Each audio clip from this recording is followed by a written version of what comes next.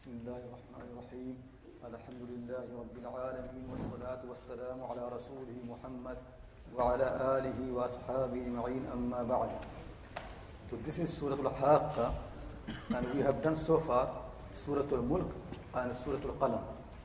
And the main emphasis in all these surahs basically is the Day of Judgment. The Day of Judgment. In Surah Al-Mulk, then Surah Al-Qalam, and now this surah, they basically are discussing the Day of Judgment.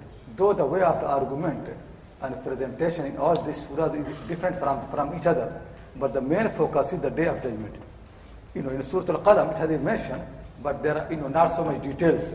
And also at the same time reminding about the Quran, because the Quran is the book which contains all the details about the Day of Judgment. That's why in between Allah subhanahu wa ta'ala keeps mentioning the Quran as well.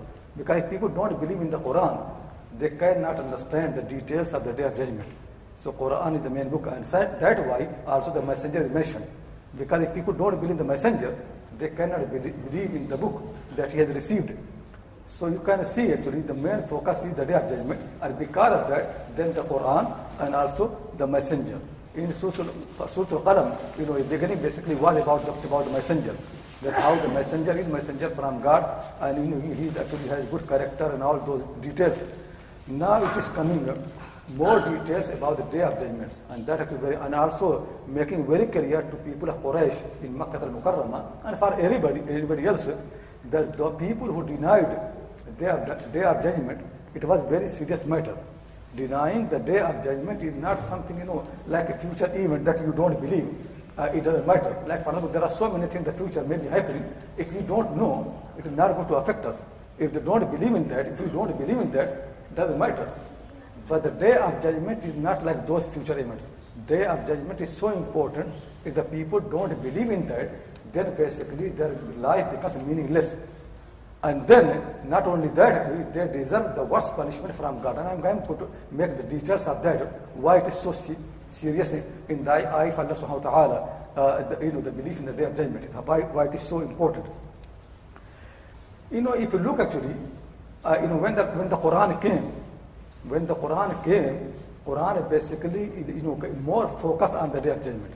If you look in other scriptures, like Jewish scriptures, the Old Testament and New Testament, things are not so clear. Maybe there are something, but they don't exist at the moment. But the Quran is full of the details about the Day of Judgment, about the paradise, about the far afel, about the accountability, about the people will be coming to their Lord. There will be questions, there will be answers, and all those things are very, very clearly mentioned in the Quran in much detail. Sometimes these things are very much repeated. You can also find New Testament. There are Jews who deny the Day of Judgment.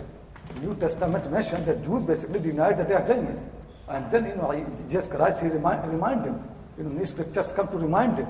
So you can see Jews who have been actually receiving the message of God from Ibrahim alayhi salam, then his sons Ismail and Ishaq, then their own ancestor Yaqub alayhi salam, and then so many prophets came, Musa alayhi salam.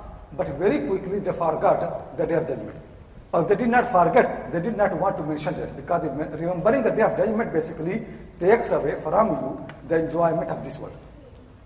Once you know that there is accountability and the Day of Judgment, there's paradise and the far afel, then the enjoyment of this world actually has no meaning. So people actually sometimes they don't understand the things, and sometimes they don't want to think. So that's what happened to Jews. And also, in the New Testament, the details of the Day of Judgment are not so clear, and at least there are not so many details. Similarly, if you look in other religions like Hindus, no doubt that Hindu also used to believe in the Day of Judgment. But what happened actually is when they saw later on, how things happen in this world. Some people are rewarded, some people are punished. In this world, you can see actually different things happening to them. So they somehow reinterpreted that the Day of Judgment is this world. This world is the judgment. So people are born here. If they do good deeds, they are born again, with the reward, and they are born as something new, something good.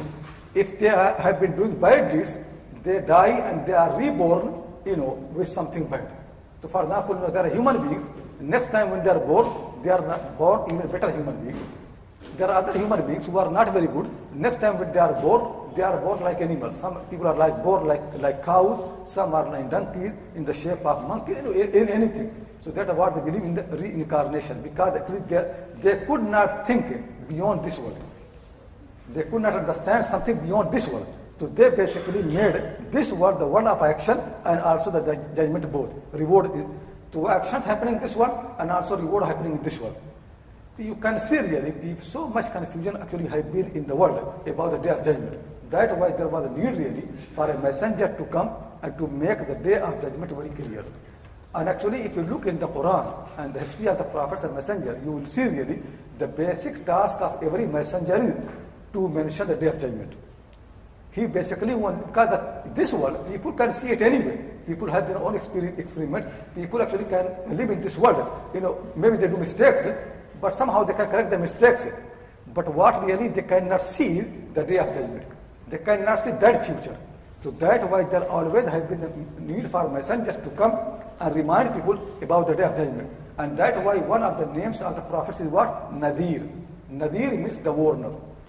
Nadir means the warner. All the prophets, they have come as warner. And the Prophet ﷺ, when first he received his revelation, the Quran says what? Ya ayyuhal muddathir qum fa'andir. Stand up and warn the people. So the basic thing that every prophet, every messenger does actually, he warns people against the consequences in the day of judgment. What people are going to face. So that why it is very, very important in the religions, the day of judgment. The thing basically is Quran has making many, many arguments for the day of judgment. And before starting the surah, I will make some of those things a little bit more clear if possible. And also the Quranic proof and Quranic evidence for the day of judgment to come. That I also mentioned inshallah. But before that, one thing that Quran keeps making very clear and everybody can see is the difference between the animals and between the human beings. That actually all the time in the Quran, the main difference basically the animals, they live in the present. All the animals, they live for the day, for the time that they are there. They don't plan far ahead. They don't do anything for the future. They are not expecting something in the future and then they prepare for that. The animals basically live for the present. You can see any animal, all the animals, they live for the present. If they are hungry, they eat. If they need water, they drink. But it is not that, they think about the future and they plan for that. There's nothing like that. They basically live in the present. For the human being, this is not the case really. People, human beings, they don't live in the present. Is that clear?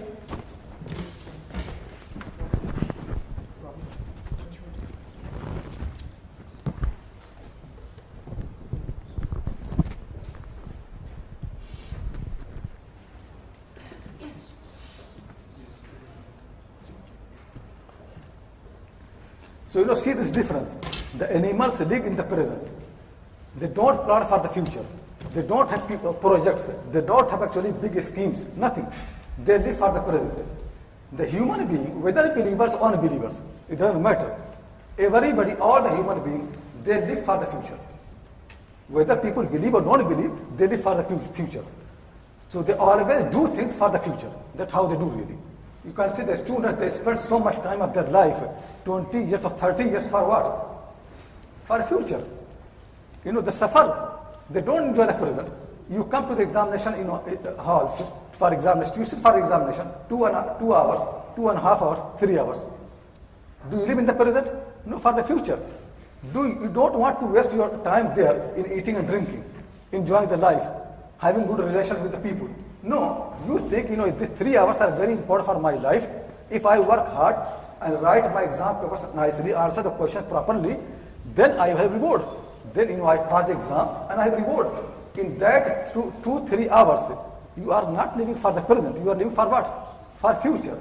People always actually live for the future. When you go out to work in your offices, you are employed. What are you doing? You are living for the future. You are working for the future. You think you got salary and then actually guarantee something to you. People always live for the future. People don't, and if somebody lives for the present, people think he's stupid. He cannot see. So for example, somebody comes to examination, halls and sitting for exam, and he thinks, you people are just wasting your time, just so, we have to eat and drink 3 hours and all those things. Everybody will think this person is stupid. He has to prepare for, for things. Similarly, when the time of the exam comes, hard-working people, they prepare. And if somebody wasting time, people think, it is stupid. If anybody lives in the present, people think it is stupid. Among the human beings, this is well known, everybody knows that anybody who just lives in the present, people call them stupid. The wise people are those who live for the future. That's always happened. But only the problem actually is, this is same thing for believers and unbelievers. There is no difference. Believers live for the future, unbelievers also live for the future. The only difference is that unbelievers, they think the future basically is limited. This world. They don't see beyond this world. Just this earth basically. They don't see the vast, universe of God. They just live this tiny, planet basically, the earth. They live there. This, small life that they want to look. In that life, there is the past, they have the present, and they also have the future. That's what they believe. God's messenger remind people, this is nothing. People are not created for this tiny earth. It is not for this small life, 20, 30, 40, 60, 70 years. No, future is something far ahead. So, as I mentioned, you can see animals, they live in the present. For the human beings are divided into categories. You can see this world. This world also has got past, present, and future. And there's also a past before this world. Before we are created in this world, there also is past. And after we leave this world, there is a future. This is the difference between the believers. Unbelievers, to them actually, this is the life, nothing else. And this is the earth, actually they have to use it. To every reward in this world. So they have to work in this world in a way that the future in this world becomes guaranteed, becomes better. Believers believe, no, actually, our past is more, better. We have come actually from somewhere else. We don't belong to this world. We have been sent here by someone. We just have come here for a small period. This is what actually not for us. We came and we were not here. Then we were sent and we'll die and we'll go somewhere else. So basically we are created for something else. This is small thing. So what they are looking actually for a future beyond this world. There's a future beyond this world.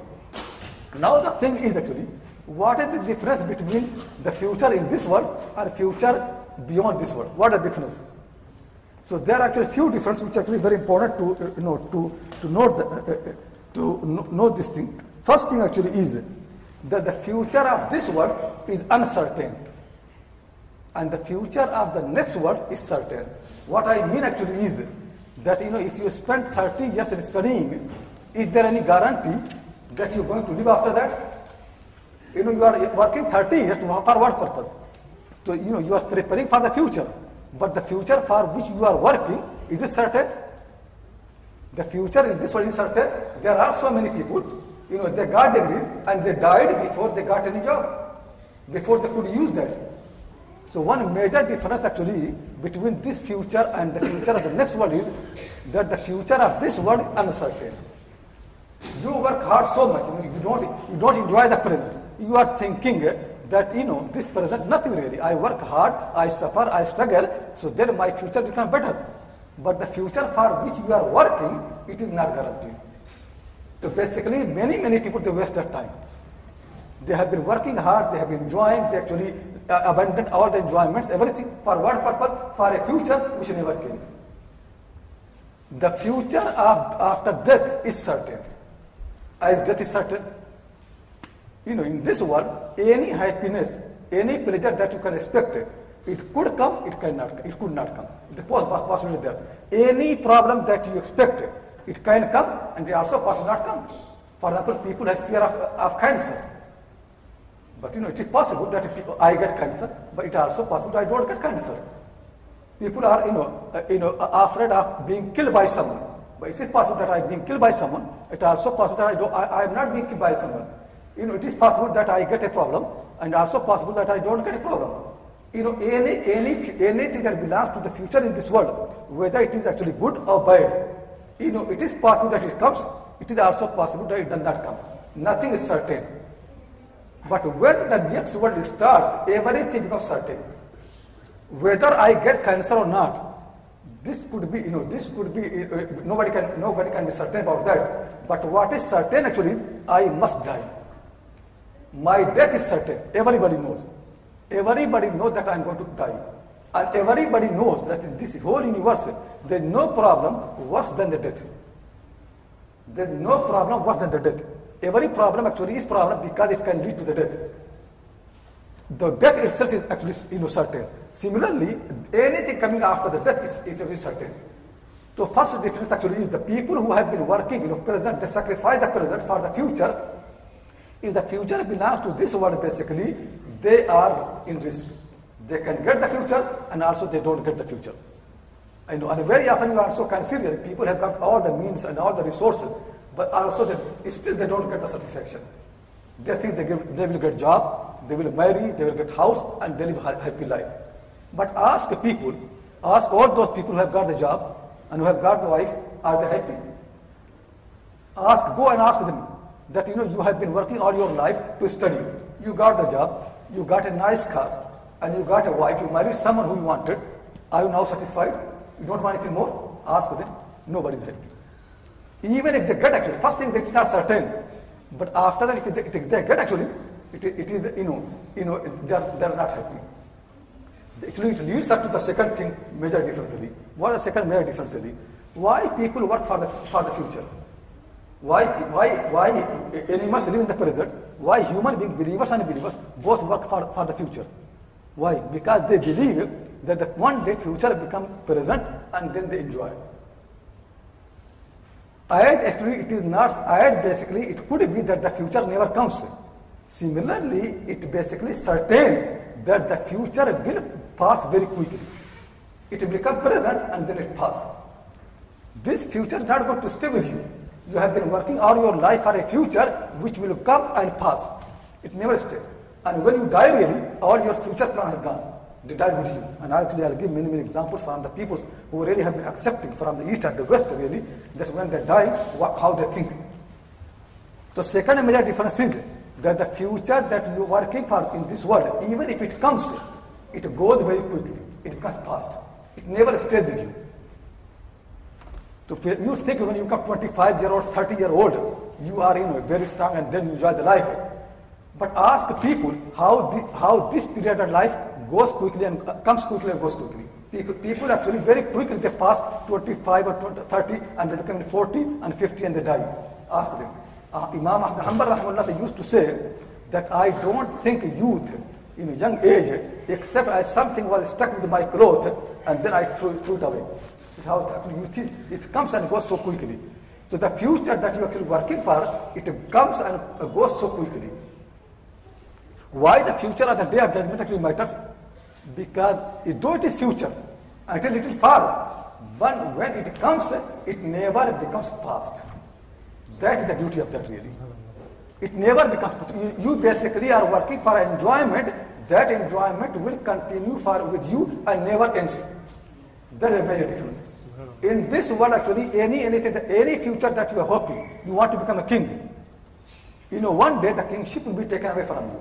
One day you will die, whether you like or don't like, one day it will be taken away from you.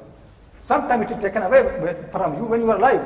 And sometime, God makes a decision, He sent a messenger, takes your soul, you are dead.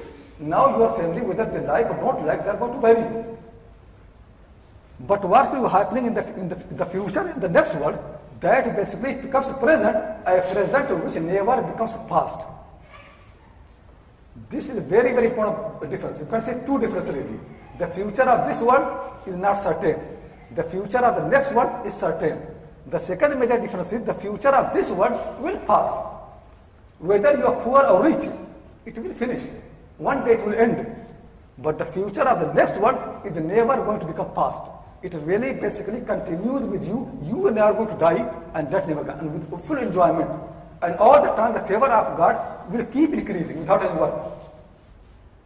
So when people are in the paradise, basically, you can see from the Quran and from the Hadith Prophet ﷺ, the favors of God keep increasing. Every day new favors. No ending. There's no ending of anything. And similarly, the punishment in the day of judgment, every day new punishment. Never ending. So that's why the matter is so serious. That's why actually all the messengers, all the prophets have been focusing on this. And that's why this was the main thing really in the Quran. So these are two major. Basically, let me summarize this. People actually, the Quran actually uses these two terms, dunya and akhirah. This world and next world. And the meaning of both in the Quran basically is, the meaning of this world means to live for the present. Meaning of dunya in the Quran basically living for the present. That's why the people who work for dunya in the Quran, they are mentioned as being animals. Because they work for the present. They don't work for the future. The future that they think that future will become present and the present will become, it is just present. It is not certain anyway. So in the Quranic term basically dunya means working for the present. That dunya means. The meaning of dunya in the Quran is working for the present. And meaning of the akhirah basically is to work for the future. And that's why they are actually saying of Abdullah Masud and also hadith in Musnad Muhammad rahimahullah ta'ala, the Prophet said, of Abdullah Masud said that you cannot combine this world and the next world. Anybody who wants to improve this world, he will harm the next world. Anybody who wants to improve the next world, he has to harm this world. That's true really. Because when you are working for example in this world, you can see, if you make a future plan and you work for that, then at the present, you are not enjoying your life like other people. Anybody who works for the future, even in this world, the present is being affected. If somebody is working for the real future, the day of judgment basically, their present will be affected. And if the people who only live for this present, not future, they enjoy more the present. You can see the stupid people, those who don't think, don't plan, they are very always happy. You can see they never have any problem, no grief, nothing, because they just live there. Because when you don't have any future in mind, you beautify your present.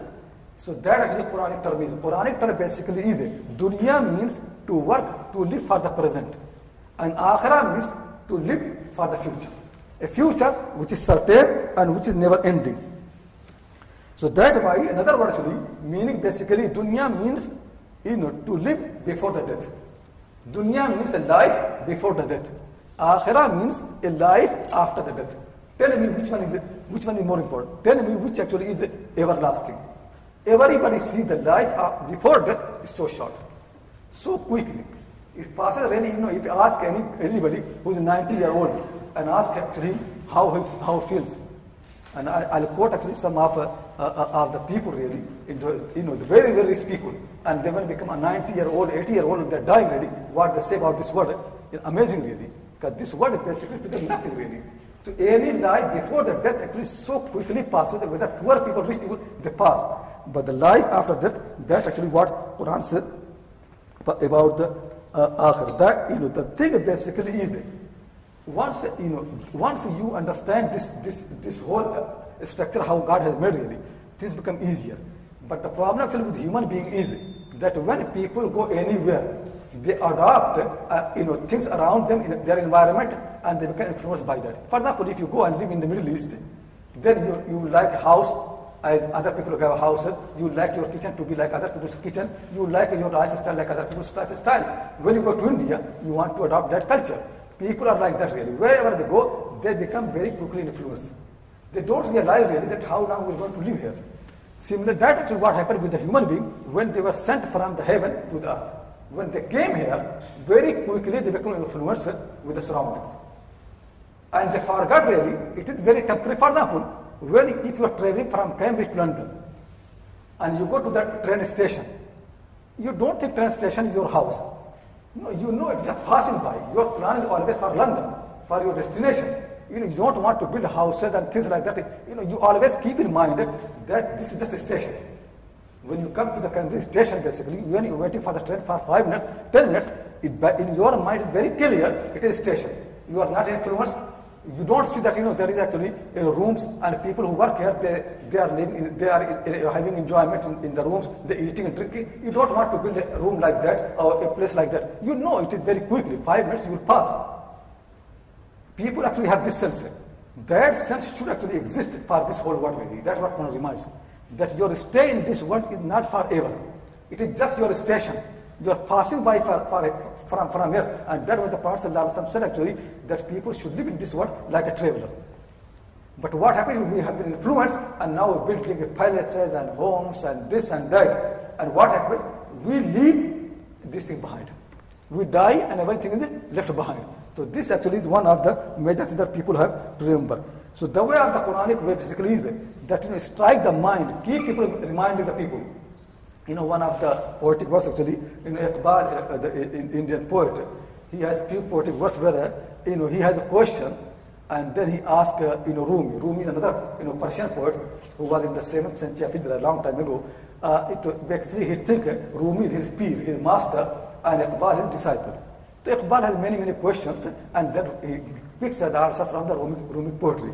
So one of the things, because in modern time people don't believe in the day of judgment, so one of the things is that Iqbal puts in the question is, he asks Rumi, Sirr deen idrak mein aata nahi, Sirr deen idrak mein aata nahi, kis tarah aaye qiyamat ka yaqeen.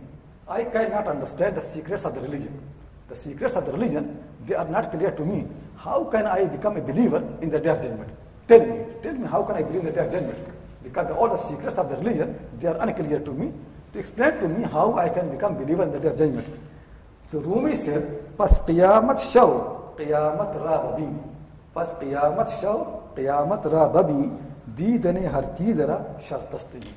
He said, if you want to know the day of judgment, qiyamah, become like qiyamah. Each type keep making your own accountability, your own judgment. Each time keep thinking that what you have done, what are the consequences. Every time you do things and see where it's leading. Become qiyamah. Every time whatever you do, just think really that this is what you have done, I've done it, where is it going to lead me? What is my future? Each type keep thinking really, then you know the qiyamah. So he said the way basically is qiyamah should become qiyamah, become the day of judgment, and then you will see it. And then he said, for seeing everything, this is the condition. You just become like that thing, and then you see it. So, people can make their own qiyamah, their own day of judgment, every single moment. So this is because the thing is that people don't want to think, and people don't want to make any thinking which can affect their enjoyment in this life. So that's why it becomes very, very difficult. And the messengers come to strike the mind. And then you can see the Quranic verses about the qiyamah is striking. They are in such so powerful that they strike the mind here. And that way Arabs really, they were so much influenced by the statement of the Quran about the day of judgment. There are few things, if the people really don't believe in the day of judgment, though actually things are very, very clear, there are few things which make it really very important to understand really. First thing is really just to think that if God is just, if justice is there, then he cannot just leave this world. He must make the day of judgment. Because you can see very clearly things happening in this world and there is no justice. Very clearly you can see. Things happening, people are not rewarded properly. Good people are not rewarded properly and bad people are not rewarded properly. You can see really. There are people who kill millions of people, thousands of the people. But the punishment that they get here is very little. And sometimes they leave without any punishment. There are people who help people so much. They are so nice to the people. They are in love of everybody. They do so much for the people. And people don't respect them, people humiliate them, and they die like that. You see the messengers, see Jesus Christ, he came like a messenger, all those things, and so much suffering on the hand of the people. And then he left. The Prophet Muhammad sallallahu alaihi wasallam came, so much did for the people, and then he left. No reward for his efforts. If God actually did not make another world, basically meaning it is unjust. He's unjust. Justice is not there. His attribute of being just necessitates there must be a day of judgment. And then also to me that is not merciful, all merciful. Because if people are suffering and he leaves other people to cause the suffering and does not take any accountability and does not reward these people, he is not Rahman, he is not Rahim. And these are the main attributes of God, that he must be just and he must be all merciful. If this word is alone and there is no next word, there is no mercy. This word tells you very clearly that the attribute of God as being merciful, it does not exist here. It makes very clear that judgment, justice is not there. It really necessitates there must be something like that, very, very clear the day is coming. And also the thing really, God has made everything in pair. Everything, you can see the day and night, you can see that things are pair. This world needs a pair. This world basically needs a pair. This is the present world. We need a future world. We need a pair. We need a zawj. You have male and female. You have everything. Similarly, you have earth and the sky. Similarly, we are going to have a pair of this world. And then actually the Quran makes very clear, another argument from inside the people. Quran says, look in yourself really. When you do a mistake, when you do a sin, when you do a mistake, why you feel it? Why there is a feeling inside you? Why you feel, why something is blaming you? Why you feel that you have done something wrong? Even if you do alone really. If you do mistake alone, you feel that. Even if you are very powerful and nobody can take any revenge from you, you feel inside. Why this feeling is there? Why? Because God has made inside the human being this sense, this belief that whatever I do, it is not going to be missed. One day I am going to judge. This is inside. That's what called an-nafsul lawwama. Quran says an-nafsul lawwama, the soul inside the people, which believes them on anything that they do wrong, which believes them, that is the proof of the day of judgment. Why it blaming you? Because it knows that if you do these mistakes, one day you are going to be punished. And that actually very, very important. That actually I can see really many believers and people complain to me. Actually, recently last week I was in some of those things. There are people really, they behave very badly, in their houses, and they mistreat their wives so badly because they think these women, they are so weak. Become angry with them, ask them to do this and that, which is not their duty, and they think they can't do anything.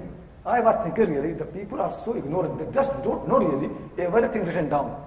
Any injustice that you are doing actually, you are going to see it soon. That person against who you become unjust really, that person not alone. That person has a creator, and the creator is more powerful than you.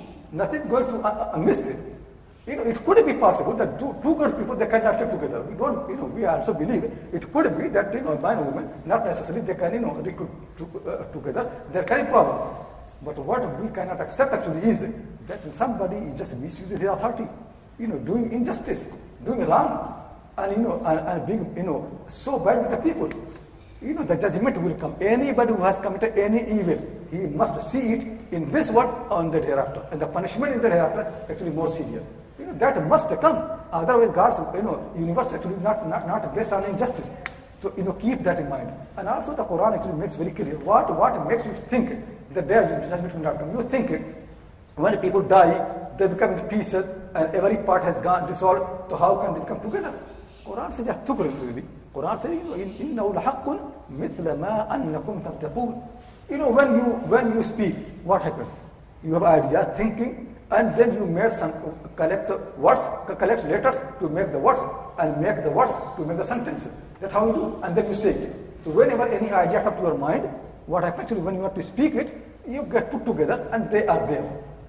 It's not that the words exist somewhere and you just hold them. No, you make them. Quran said this actually how things are.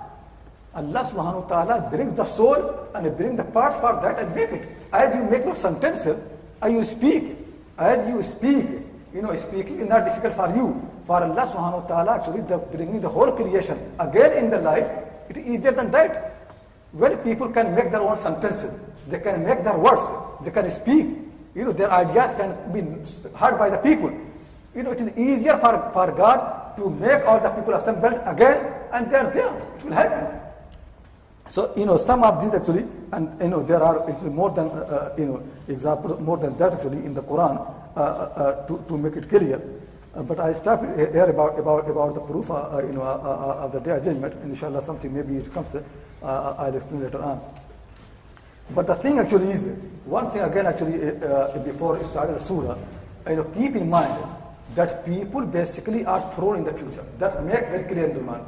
That people are not made for the present. People are thrown in the future. This actually is very, very important to learn, because this is how everything in the Quran is based. People basically are thrown in the future.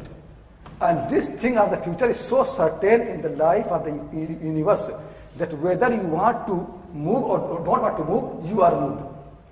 For example, if somebody decides that he will not do anything, just sitting, doing nothing, he himself is thrown in the future. Every part of his body is basically moving for the future. If you just lie down and sleep, and I think I'm not doing anything, you are thrown in the future. Every part of your body basically is passing the time. You will become old. And people become tired of people like that anyway. Somebody sits there and you have to feed him and look after him. One day you become tired of the whole thing. Because nobody likes anybody who lives for the present. People hate something like that. People cannot imagine. Similarly, if the people become in the coma and they have to die, nobody wants that person to live. Why? The reason basically is people cannot imagine somebody living for the present, because people think this person is useless. He can't do anything for himself and for anything else. And the only justification for the people is for the future. You can see that. People don't like anybody like that. You know why the people have retirement? Because they think now this person cannot do anything for the future. He has become burden on the economy, on the whole country, on everything. Children don't want to live with people like that, because that person is not doing for anything for the future. As long as he was working for the future, he had value. When he became for the present, he became useless. Working for the present basically means to become useless, stupidity. You can see really, people are not for present. People are made for the future, except people who are actually working for the real future, the day of judgment. Those people, whatever conditions come to them, they are always working for the future. Even when they become 70-year-old, 80-year-old, 90-year-old, maybe they cannot do anything for this world. But every single moment that they do actually, easily they can prepare for the hereafter. They can, they can glorify the name of God. They can subhanallah. They can do the prayer. They can advise the people. Every single thing they do, it is basically making the contribution for the future world. So that's why people like that, they are never burdened, because they are always doing something. But when people consider this world as the main world, and the future of this world, as the main future, nothing else, then the person, when he becomes unable to do anything for the future, he becomes burdened. Because it is in the mind of the human being that if anybody lives for the present, he is a waste of time, he is useless. Only people might actually those who live for the future. Is it clear? So people basically, no doubt really, whether people believe or not believe really, everybody acts like that. That people are meant to be for the future. They are not meant for the present. And that actually what Quran has come and to make very, very clear that people have actually for the present, for the future. And second thing actually, last thing which I want to make very clear really, that people need purification. When you become dirty, you need to wash, you need cleaning. You cannot live with the dirt. Nobody can accept the people living with the dirt. The thing really is that this earth that God has created and has been lived by the human being for so many centuries, for thousands of years, it has become full of the dirt. And more dirt actually are there, more filthy, wrongdoings, injustice, crimes and sins, full of all those things. It really needs full cleaning. Basically, the day of judgment is purification of the universe, basically. The day of judgment is the biggest purification of the world. Once it has happened, then the world becomes pure. All the dirt actually have been cleaned out, and the dirty people have been thrown in the fire of hell, and then the world has become pure. Otherwise, without a judgment, it never can pure. Just imagine, for example, if somebody does a crime, the burden of the crime being dirty remains all the life really. When the punishment for that person, and he goes through the punishment, he feels lighter. Very often people complain the Islamic punishment. They don't look very civilized. For example, if somebody steals or somebody does something like that, you have to strike him 20 lashes or 40 lashes or something like that. Ask the people who have been punished in this way. Ask them how they feel really. You will ask them, they will say really, no, it is easier. Because before punishment, we have a guilt in heart. Once the punishment has been done, 40 lashes, 50 lashes, it was for a time being. After that satisfaction comes in the heart, I am pure. I have become clean. I become like any other human being. This gone. This thing actually, the sin that was inside my mind, that finished now. That was actually, the day of judgment. The day of judgment is the biggest purification of the whole universe. Because the whole universe, because the crimes of the people, because the sins of the people, because the wrongdoings of the people, because the injustice has become so dirty, there is no way to clean. God will make the day of judgment to purify the whole universe. The judgment actually will make everything clean, purify, and things become actually. And also the thing is, when you need to make a new order, you need to make destruction. If you want to make a new house, build a new house, you have to demolish the old building, and then new house comes in. The day of judgment really is that is it. Everything will destroy, and the new world will be built. Paradise and the fire of hell, new world will be built. Because this world basically needs destruction. So much wrongdoings. It needs to be destroyed. And that actually is also something which is mentioned by one of the poets actually in Urdu language very nicely. I read that. He says, Garch barham hai qiyamat se nizam hast bood hai isi ashob se beparda asrar wujud. Though it is true that when the qiyamah comes, when the day of judgment comes really, everything is destroyed. The earth is destroyed, the skies are destroyed, sun is destroyed, moon is destroyed, the stars have gone, everything actually has destroyed, so much destruction. Hai isi ashob se beparda asrar wujud. But this problem, this difficulty, this thing that the universe is going to face from that problem, from that destruction, actually emerges the secrets of the universe. Or the secrets of the universe emerge from the destruction. Zalzale se koh dar urte hai maninde sahab, zalzale se wadiyon mein tala chashmon ki namud. When the earthquake comes, so many things are destroyed. But from those earthquakes, there are so many new springs, so many places for the water. They come out from the earth, and new system actually emerges from those earthquakes. Then he said, हर नई तामीर को लाजिम है तखरीब तमाम है इसी में मुश्किलात ज़िंदगी की कशूद. For every new building, you need full destruction. And that actually was the opening of the new world. So basically you can see that how Allah has made this world, then destruction, and then new world emerges. That's what we call Qiyamah. You can see the witness and the proof and the arguments for the next world is so much plenty actually in this world. And that's why actually Quran keeps reminding it, because it is part of the nature of the people anyway. So now I start this surah inshallah. To start actually with this striking verse, you can see how the Quran actually makes things. The Quran says, Al-Haaqqah. Then it says, Mal-Haaqqah. وَمَا أَدْرَاكَ مَا الْحَاقَّةُ. These three words have been repeated. Al-Haaqqah, Mal-Haaqqah, وَمَا أَدْرَاكَ مَا just they strike the mind of the people. And no doubt the day of Qiyamah, the day when everything will be destroyed, and when people are brought together, it has got many names in the Quran. Why? Because it has got many attributes. Very often Quran wants to remind people different aspects of the day of judgment. It uses new attributes. Like for example, Allah subhanahu wa ta'ala. So when we say Ar-Rahman, same Allah, but it focuses on a particular attribute of Allah subhanahu wa ta'ala. When we say Al-Ghaffar, same Allah, noun is the same, name is the same, but new attribute reminds that new aspect of his attributes. So whenever you find if anybody, you can say, this is my friend, he is a scholar. So, same friend is scholar, but also you can say that he's a good writer, he's a teacher, he's very nice to the people. So all these attributes basically are different aspects of the same person. Similarly, the Qiyamah, the day of judgment, resurrection, when people actually are, everything destroyed, and people are brought again to the existence and judgment happening. The Quran has given for it many names, because each name basically tells a different aspect of the same day. So now Quran here actually using one special attribute of the day of Qiyamah, day of judgment, day of resurrection. And the day of resurrection basically in the Quranic term, it has two major stages. The one is that one time, trumpet, the horn will be blown, and then everything will be destroyed. All the earth, the sun, the moon, the sky, everything will be destroyed. Full destruction will happen. And then after that, after a while, we don't know how long it will take, then another time, the horn will be blown, and then everything, whatever God wants, they will become into existence. So they are two things. Both are clear the day hereafter, but this is how things are. So very often Quran sometimes mentions both of them separately, and sometimes Quran mentions one of them, and then the other details of other also mentioned, because they are so much connected to each other.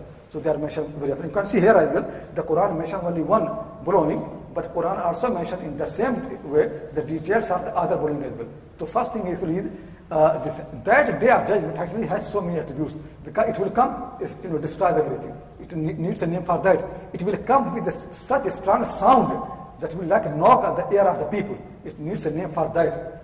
It also certain, it is real. Everything in this life is not real. That actually what we have to understand really. Whatever happening here is just like a dream, not real really. People say I'm happy, but look properly. Are you really happy? Fine, Allah Ta'ala wants people to be happy in this world as well, but the happiness is not real. It comes and goes very quickly. People say I'm sad, but the sadness is not real. It comes and goes very quickly. Anything that is here, not real. But the day of judgment is real. Everything that is real. Enjoyment is real. Sadness is real. Punishment is real. Reward is real. Whatever people get there, everything is real. In this world, nothing is real. That is the real world. This world has been made temporary, and that's the real world. This world could be not certain. Like for example, I have seen, you see, your future is not certain. Can anybody guarantee for you a future? No. We know that our future is not certain. Next world is certain. Its another name is certain. It must come. It is inevitable. It must come. Nobody can avoid that. These aspects are there really. So the Quran actually is going to mention all those things. So the first thing Quran is saying what? Al-Haaqqah. Al-Haaqqah basically is coming from the Arabic word haqqa yahiqqu. What it means to something to be true. Something truly happening. Something truly falling. That's haqqa. Something becomes, it must be, if it is falling, if it's going to truly happening, it must be obligatory. It must be necessary. For example, something you are going to face it real, it's also necessary. Because when something you must face and it is really going to happen in your way, it is also inevitable. It is actually obligatory. That's why haqq, meaning of haqq in Arabic language also is wajib. Like the Prophet says, al-witru haqqun. The prayer of witr is haqq, means what? Wajibun. It is obligatory. People must do it. Because anything that happens must happen. It becomes also like obligatory, necessary. It must happen. So haqqa means really something real, something going to happen, something going to fall on the people. That is meaning of the haqqa. And al-haqqah is adjective. When adjective comes, it must have a noun. What is the noun for al-haqqah? Because haqqa here is feminine. Because in Arabic language you have al-haqqu, that is masculine. When you say al-haqqatu, it is feminine. Ta comes for the feminine. So whenever, in anything, for example, when you say imra'atun, for example, if I say rajulun kareemun, a noble man. If I want to say noble woman, I will say what? Imra'atun kareematun. I will say rajulun sharifun. Imra'atun sharifatun. So you add ta. Quran has added here ta. Al-haqqatu. The way in Arabic language is, no doubt, in every language there are masculine and feminine. But there are real masculine and feminine, like among the living things. But in Arabic language, everything whether they're living or non-living, they actually have this thing. Some are masculine, some are feminine. Even if you can not see any gender there. So like the day of judgment, Qiyamah, it is nothing to do with being masculine or feminine. But still Arabs call it feminine.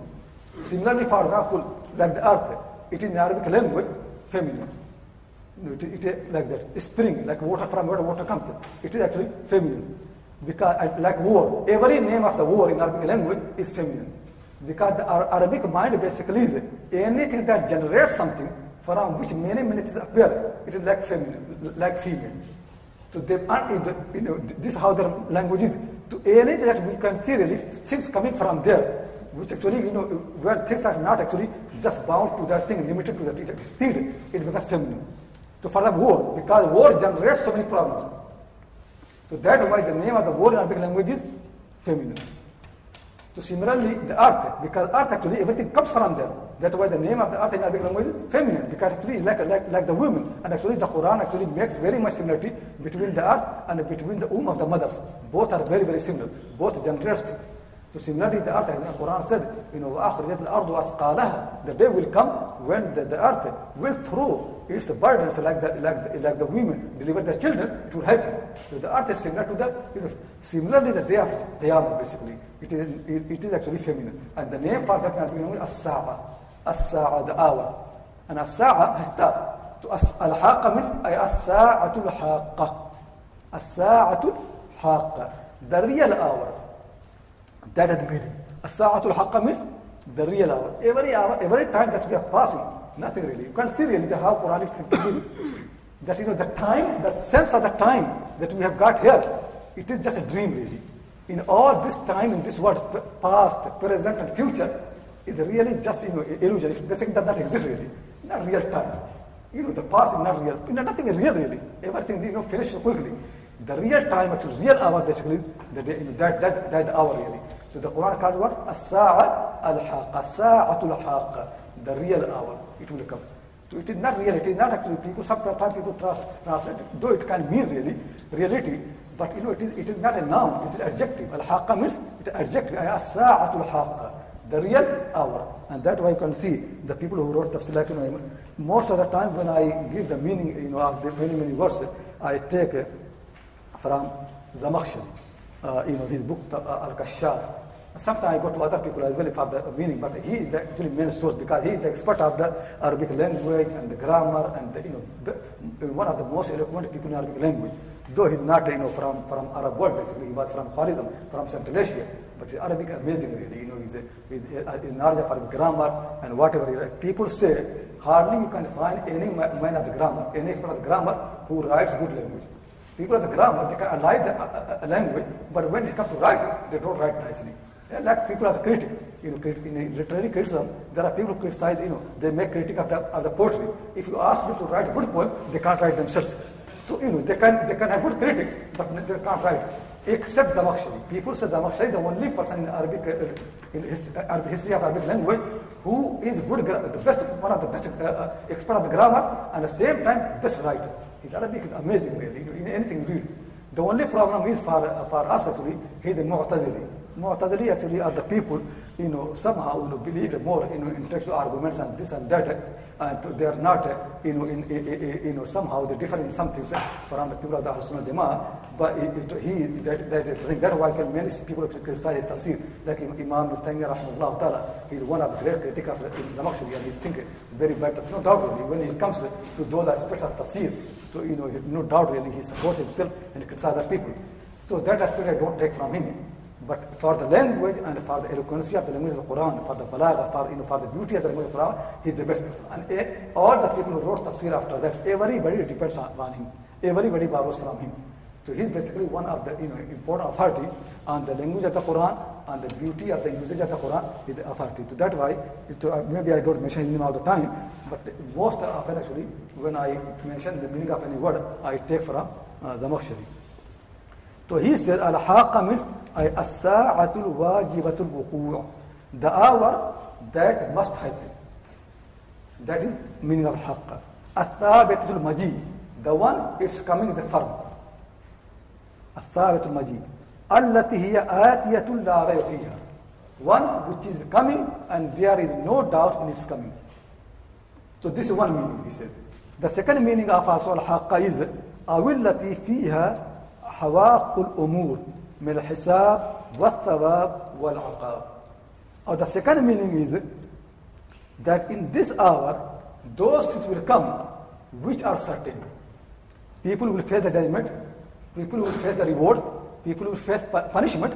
To those things which are certain, they will come in this hour. That is named Al-Haaqqah.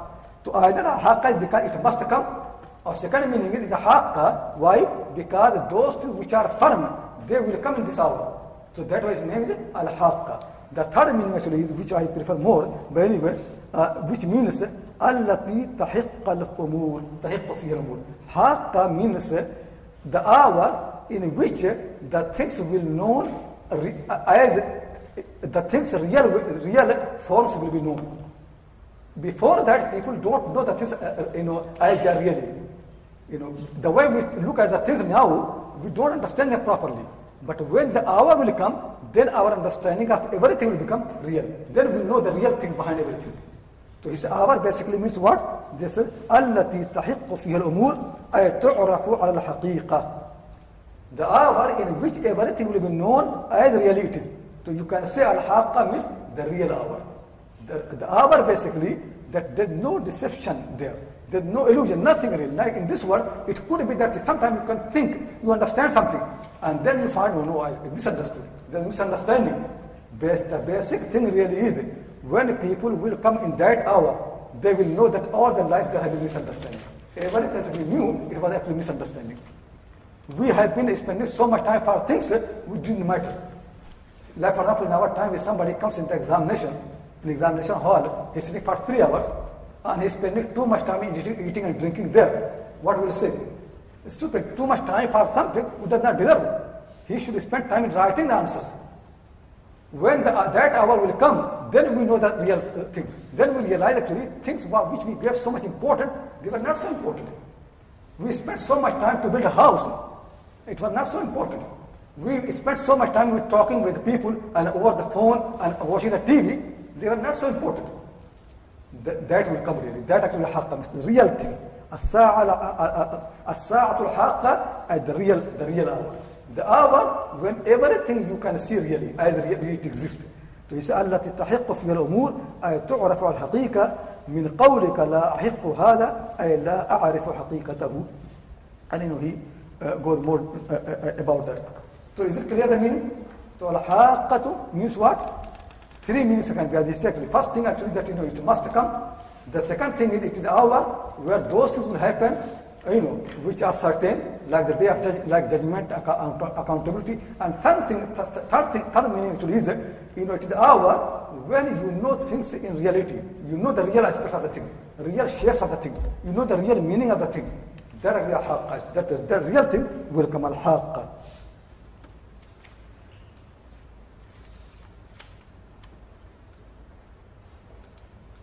Okay, so the Quran says Al-Haaqqah, the real hour, or we can say the hour which must come.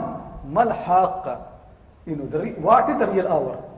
There are some problems, grammars in this verse. I don't want to detail, but just understand. Al-Haaqqah, Quran is striking the mind.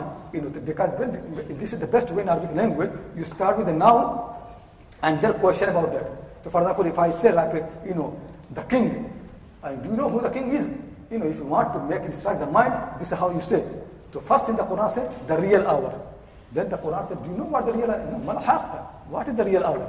And then the Quran said, وَمَا أَدْرَاكَ, what can make you to know the real hour? Because you have no way to know. And Sufyan ibn Uyayna rahimahullah used to say in the Quran that 2 expressions. Sometimes ma adraka and sometimes ma yudrika. Ma adraka is the past tense, what has made you to know. And ma yudrika is what makes you to know. In past, present tense or future. So there are 2 types. So Sufyan ibn Uyayna rahimahullah said, wherever the Quran says ma adraka, then Quran answers it. Then Quran explains it. When Quran said what makes you to know, then Quran makes people to know. When Quran said ma yudrika, then Quran never tells. Quran, for example, when Quran says ma yudrika la'alla as-sa'ata qareeb, Quran never tells us the time of the hour when it will come. But Quran tells us about the real thing about the hour. It will tell. Sufyan ibn Uyayna rahimahullah ta'ala said, one of the great Imam of Islam, he died 198 of Hijrah. He said, كل ما في القرآن قال فيه ما أدراك فإنه أخبر به. Anything in the Quran, when the Quran says ما أدراك, like here it is, وما أدراك ما الحاقة, that has been told. وكل شيء قال فيه ما يدريك فإنه لم يخبر به. Anything that Quran says ما يدريك, it is something which Quran never told. Anyway, there are actually something more about this thing. I'll come later on, inshallah. But if you have any question, please ask.